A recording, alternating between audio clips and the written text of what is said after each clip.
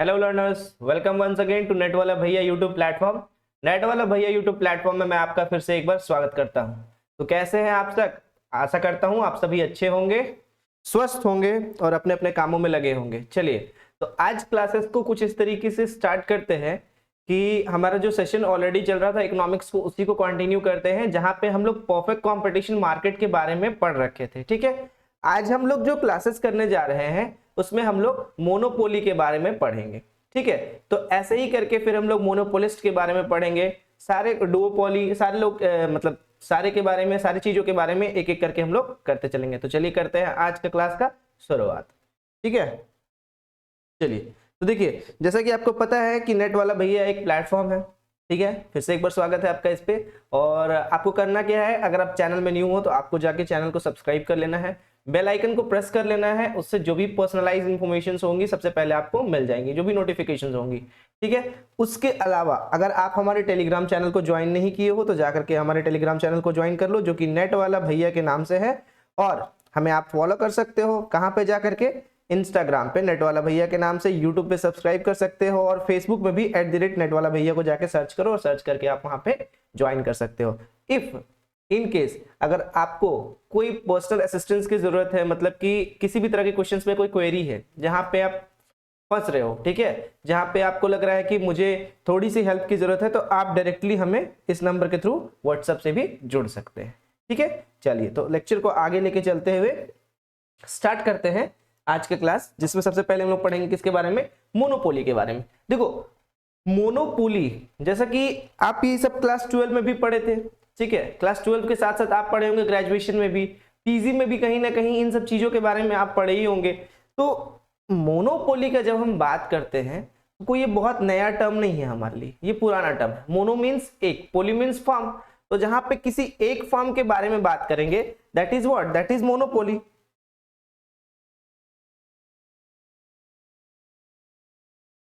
ठीक है, जहां पे हम किसी एक फर्म के बारे में बात कर रहे हैं वो है मोनोपोली। सर मोनोपोली का मतलब क्या होता है? सर मोनोपोली का मतलब आप इतने बार बताए हो कि याद हो गया है।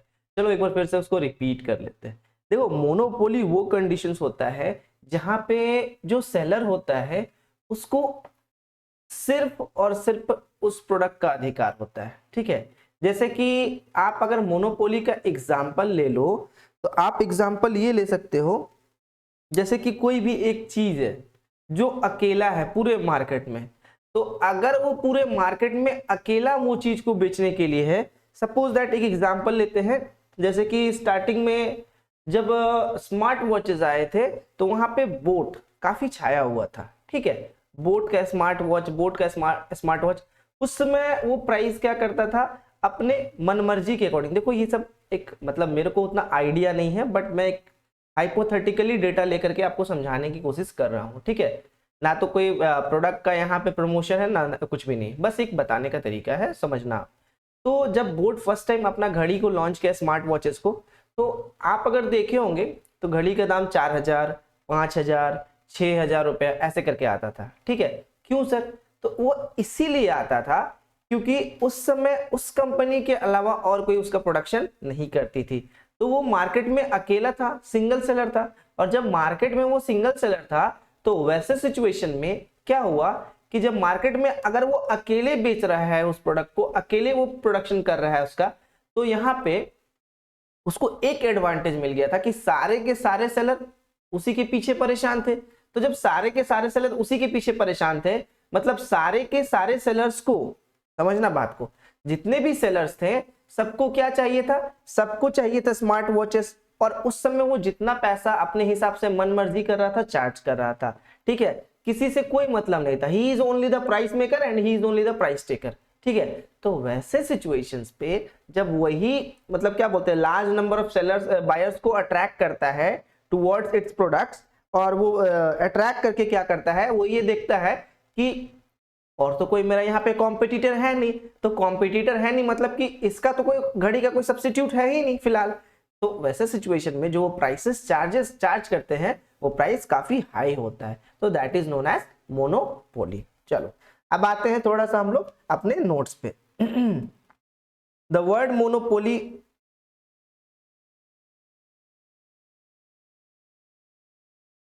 The word monopoly means alone to sell, कोई अकेला बेचने वाला। Monopoly is the situation in which there is a single seller of a product which has no close substitute, जिसका कोई क्लोज सब्स्टिट्यूट नहीं है। अब आप बोलोगे सर घड़ी तो था ही, घड़ी था, बट स्मार्ट वॉचेस का उस समय कोई क्लोज सब्स्टिट्यूट नहीं था। वॉचेस हुआ करती थी जैसे कि हम लोग जो नॉर्मल वॉचेस पहले पहना करते थे, डायल वाला जिसमें टिक टिक टिक टिक वाला करके आगे चलती थी, वो तो थी ही, लेकिन वो उसका सब्स्टिट्यूट नहीं बोल सकते। आप बोलोगे सर टाइम तो वो भी बताती है, टाइम तो आज के टाइम पे हमारे फोन भी बताते थे, हम लोग तो घड़ी पहनना भूल चुके थे, लेकिन स्मार्ट वॉच आकर के क्या किया, स्मार्ट वॉच देखो वॉच तो वॉच ही है, बट उसमें क्या हुआ, थोड़ा सा फीचर्स को अपग्रेड करके, फीचर्स थोड़ा सा नहीं बहुत ज्यादा फीचर्स को अपग्रेड करके वो हमारे पास फिर से लेके आया गया। ठीक है, तो अब फिर से लोग घड़ी पहनने लगे। आज मोस्ट ऑफ द लोगों के हाथ में आप घड़ी देखोगे, इवन हम भी पहने हुए, तो वो क्या है, तो वो अभी फिलहाल तो मोनोपोलिस्ट हो गया है, क्योंकि बहुत सारे मतलब सेलर्स अब इसको बेचने लगे, लेकिन उस समय जब बोर्ड पहले बार लॉन्च किया था तो वो मोनोपोली का सिचुएशन था। ठीक है, जैसे कि मोनोपोली का एक एग्जांपल ले सकते हो आप, और जो आज भी है रेलवे, ठीक है, इलेक्ट्रिसिटी आज भी कोई प्राइवेट कंपनीज हमें नहीं सप्लाई करती, आज भी गवर्नमेंट कंपनी ही सप्लाई करती है। अगर आप एग्जांपल ले लो रेलवे, तो रेलवे भी अभी भी गवर्नमेंट के हाथ में ही है, जो कि मोनोपोली का स्थिति है, तो गवर्नमेंट अपने अकॉर्डिंग उसका फेयर वगैरह चार्जेस रखती है। ठीक है, pure monopoly is never found in a practice, however in a public utilities such as transport, water and electricity we generally find a monopoly form of market. देखो transport में अगर आप बोल सकते हो, तो जो सरकारी बसें चलती हैं, तो वो सरकारी बसें चलती हैं, तो उनको भी कभी कभी देखोगे कि वो भी मनमर्जी प्राइस चार्ज कर लेते हैं, या तो कम करेंगे, या कभी ऐसा सिचुएशन आ जाता है रस वाला तो उसमें ज्यादा चार्ज करने लगते हैं, तो वो मोनोपोली का सिचुएशन है। ठीक है, हालांकि जनरली कम ही प्राइस चार्ज होती है जो गवर्नमेंट बसेस होती हैं, इसलिए।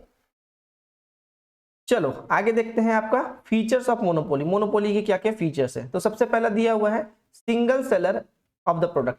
ऑब्वियस सॉरी ऑब्वियस है कि अगर प्रोडक्शन कोई एक कर रहा है, तो प्रोडक्शन कोई एक कर रहा है तो सेलर भी एक ही होगा, मींस मोनोपोली का सिचुएशन होगा।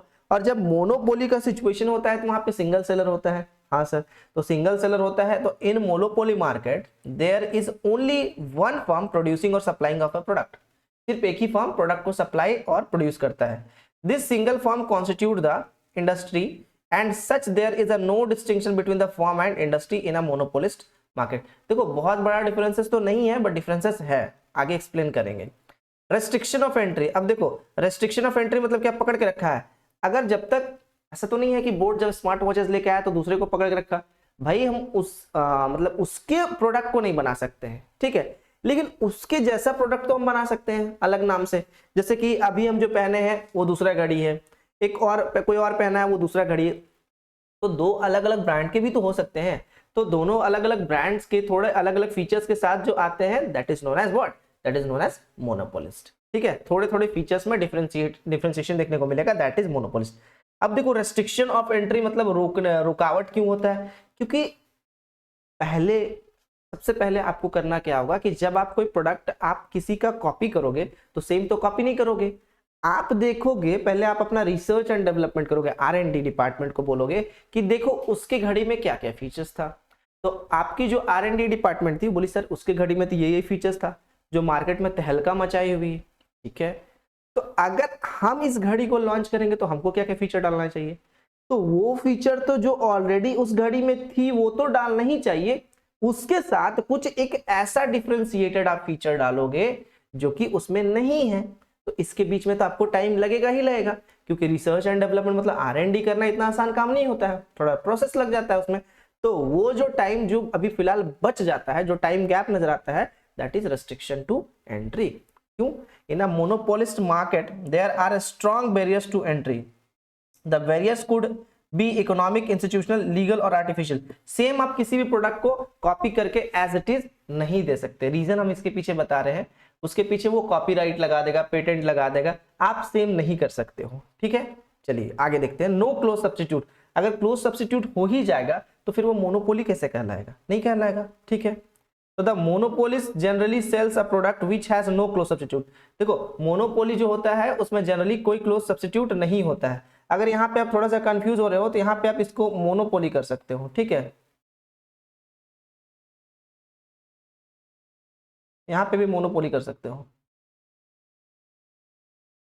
मोनोपोली ही ठीक रहेगा, ये मोनोपोलिस्ट मे भी गलत थोड़ा प्रिंट हो गया होगा, ठीक है। तो अब आप यहाँ पे देखो क्या, in such case the cross elasticity of demand of the monopoly's product and any other product is zero or very small. क्यों सर इलास्टिसिटी, क्यों इलास्टिसिटी मतलब आप क्या बताए थे, इलास्टिसिटी आप मतलब आप बताए थे कि चेंज, इलास्टिसिटी का मतलब चेंज। लेकिन अगर उसमें कोई जैसे कि कोई दो प्रोडक्ट है, ठीक है, अगर सपोज दैट कोई दो प्रोडक्ट है, सेम प्रोडक्ट है, अगर हमको कंपैरिजन करना हो तो उसके फीचर्स पे कंपैरिजन करेंगे, उसके प्राइसेस पे कंपैरिजन करेंगे।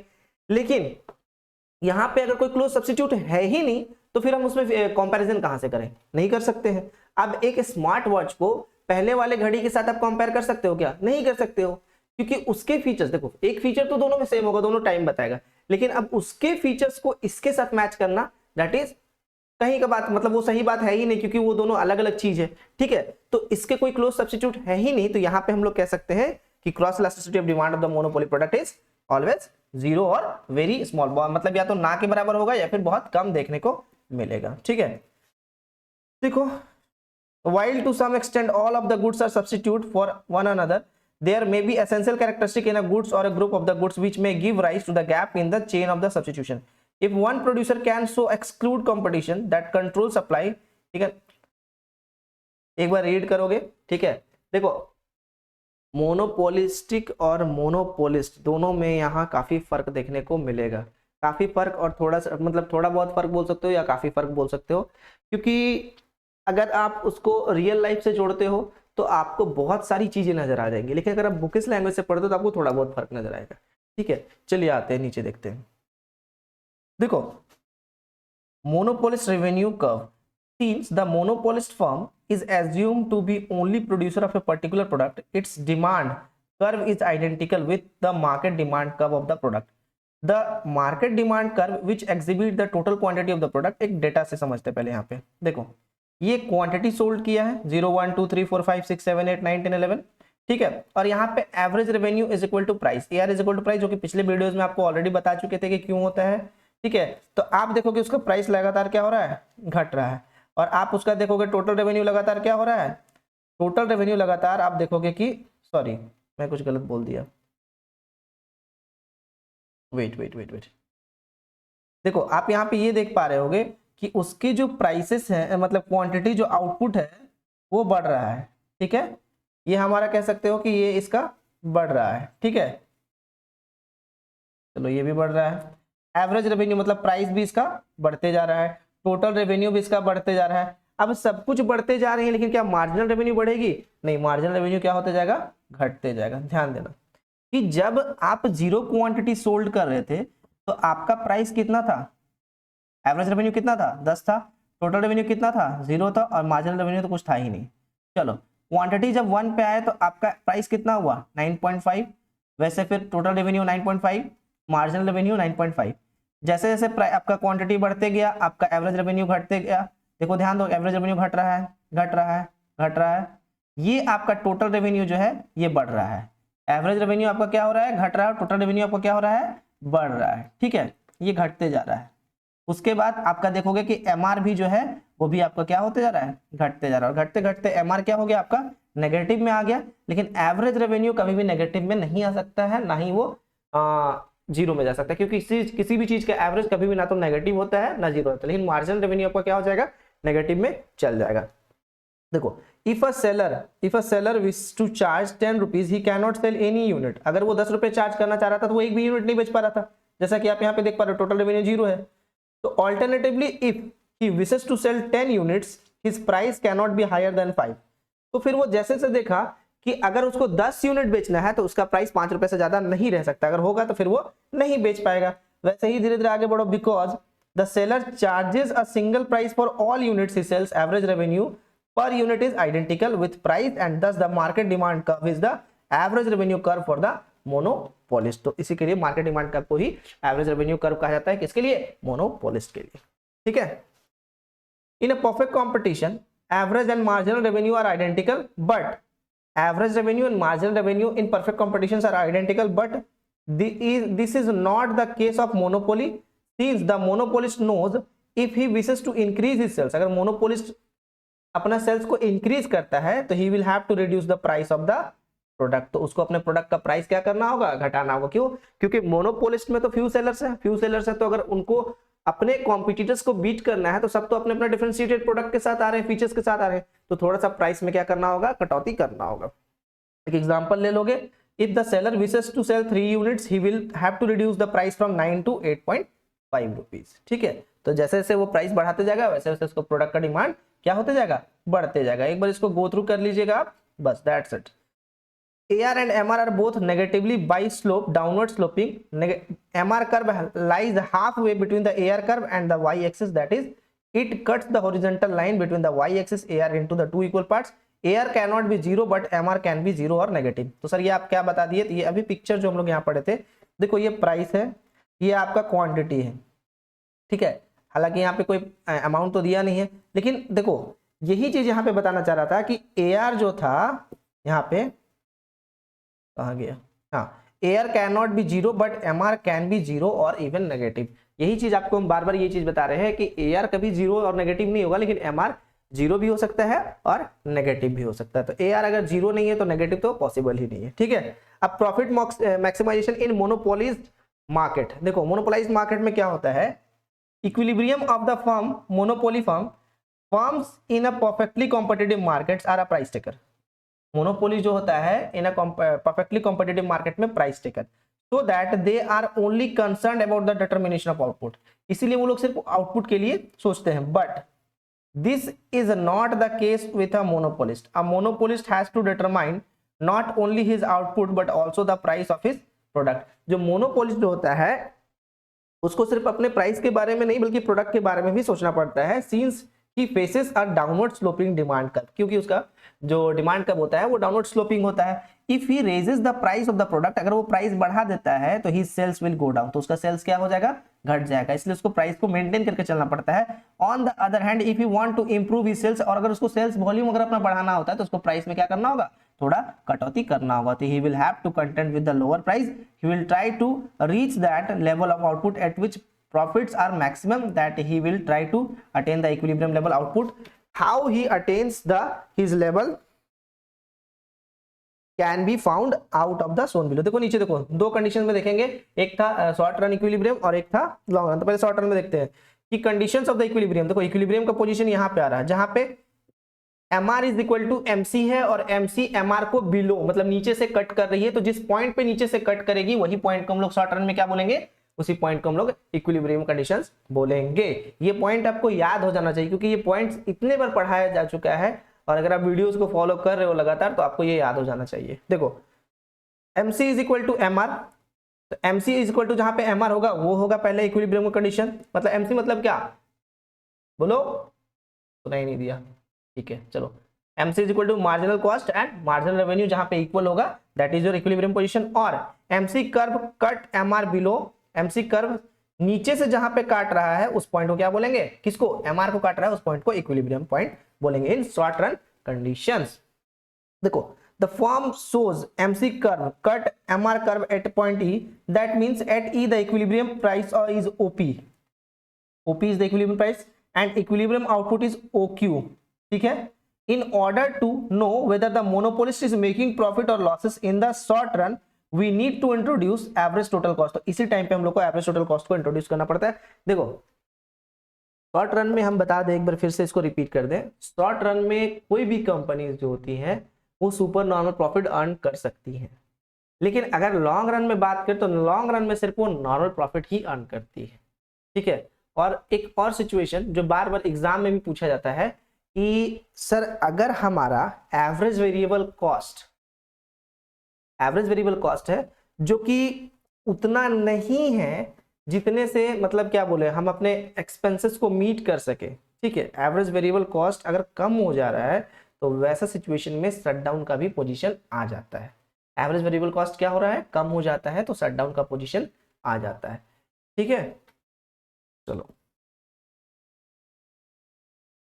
देखो अब मैक्सिमाइजेशन ऑफ प्रॉफिट को मैक्सिमाइज कैसे करेगा, तो देखो जैसा कि आप देख रहे होगे कि MC curve cut MR at point E in equilibrium output OQ, यहाँ पे आउटपुट क्या बन रहा है, OQ बन रहा है। देखो at OQ the price charge OP, ठीक, we find that they are extending line EQ, कहां तक एक्सटेंड कर रहा है, EQ का लाइन एक्सटेंड कर रहा है till it touches the AR, और जब तक AR को टच नहीं कर रहा है तब तक ये एक्सटेंड किया जा रहा है। देखो यहाँ तक कर रहा है और AR जहाँ पे टच कर रहा है, तो ये जो पोजीशन होगा ना, ये वाला पोजीशन जो होगा, जो प्राइस बढ़ेगा और जहाँ पे ये EQ को जो एक्सटेंड करके जहाँ पे AR से मीट करेगा, तो ये वाला पोजीशन को आप बोल सकते हो ये प्रॉफिट का सिचुएशन है। यहाँ पे ये पोजीशन, पर्टिकुलर पोजीशन क्या है, ये आपका प्रॉफिट वाला पोजीशन है।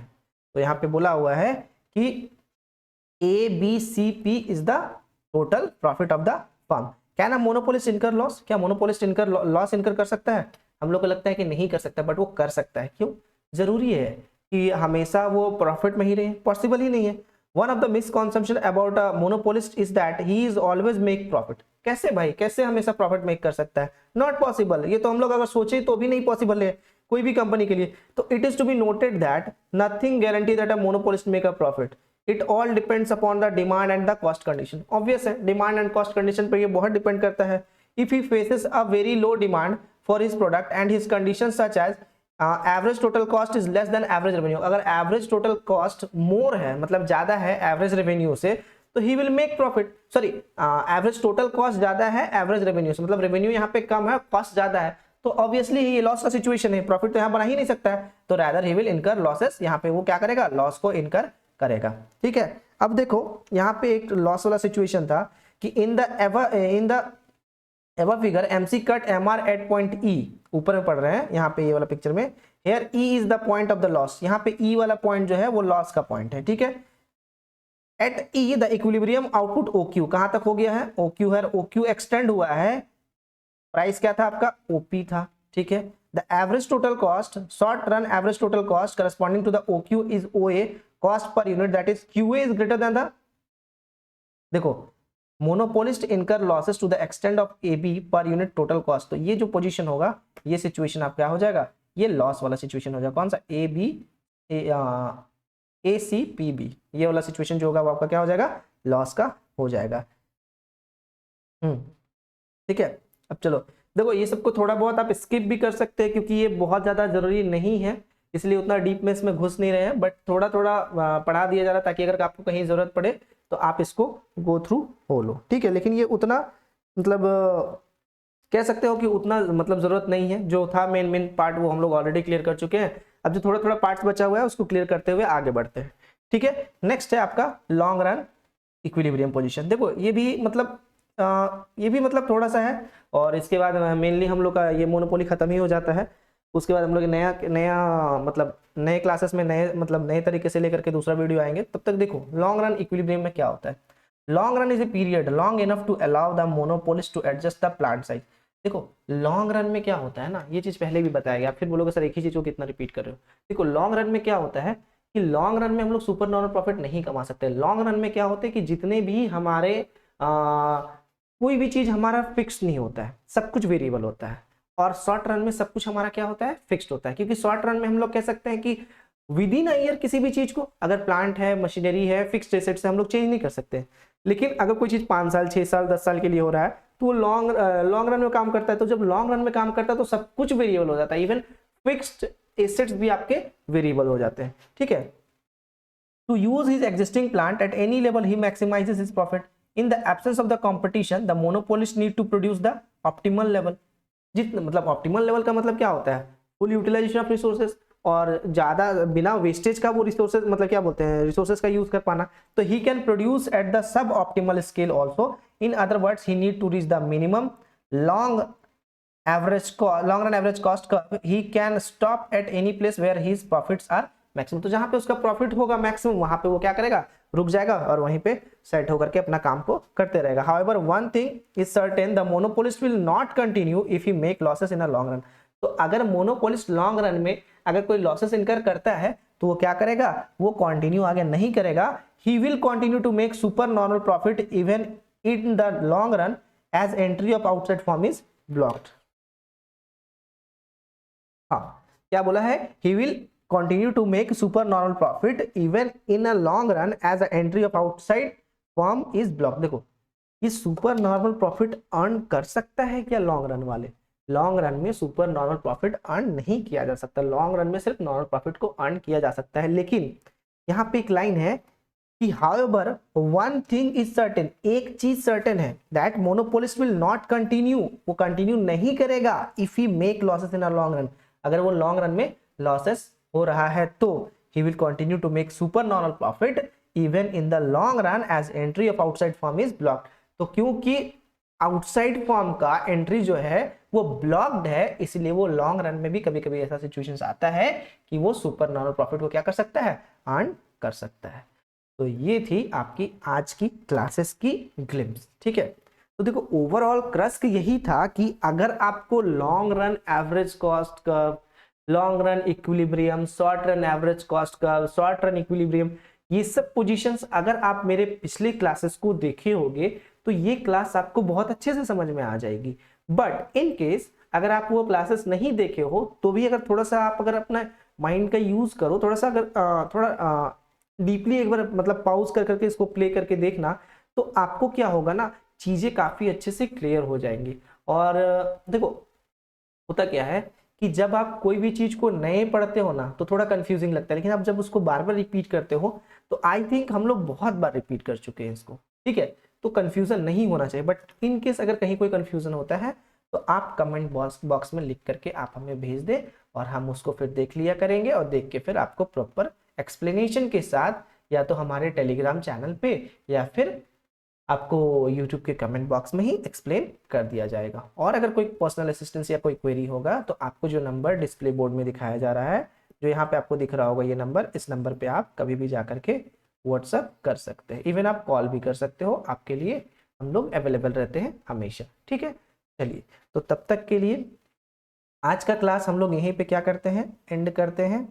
और जैसा कि आपको पता है ये एक यूट्यूब की फ्री सेशन चलती है जहाँ पे आपको सारे कोर्स मटेरियल वगैरह फ्री ऑफ कॉस्ट पढ़ाए जा रहे हैं, प्रोवाइड भी करे जा रहे हैं। तो आपका धर्म बस इतना है कि आप जाके चैनल को सब्सक्राइब कर दो और वीडियोस को लाइक करो। चलिए तब तक के लिए thank you, good night, take care, bye bye.